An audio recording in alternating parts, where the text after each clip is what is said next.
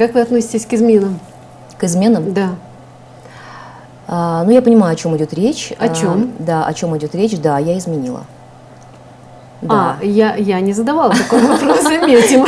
Вы, София, журналист. Токал, я имела в виду институт Токал, и то, что если токалки, они рассчитывают на богатых мужчин, на богатые мужчины, умные, как правило, уже женатые семьи, у них есть вот об этом. Вы знаете, София, в шоу-бизнесе есть море токалок, Вы которые их знаете впоследствии, лично? конечно, которые впоследствии стали женами. То есть их любимые мужчины, которые сначала для них были чужим мужем, стали их мужем. То есть мужчина всегда выбирает лучшее.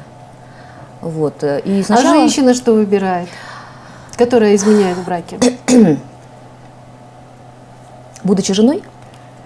Ну, будучи женой, да, в браке, если она. Ну, конечно, да, будучи женой. Я не знаю, что ищут другие женщины, я могу говорить только за себя, София. Я никогда не вмешивалась ни в чью личную жизнь и никогда не осуждала ничью личную жизнь, потому что это прежде всего не мое дело. Вот. А когда дело коснулось меня, я 22 года жила в браке. Это люди живут 2 года или 12. Это огромный кусок жизни. Это целая жизнь. Это огромный кусок жизни. Это целая жизнь. Это огромный кусок жизни, который я посвятила первому браку.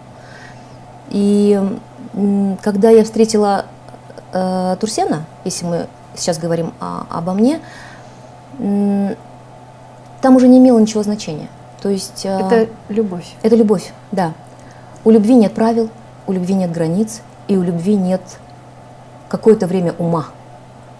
Даже если оно есть, ум у тебя есть от природы, а он у меня, безусловно, есть.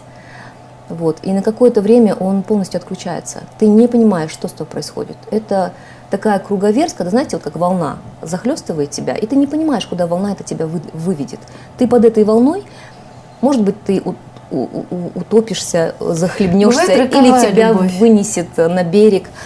Конечно, любовь бывает разная, бывает роковая любовь.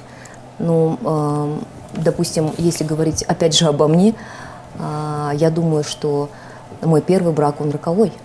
Первый брак, да. 22 года, это роковой брак. Это роковой брак, и то, чем он закончился, это, конечно, рок, определенно.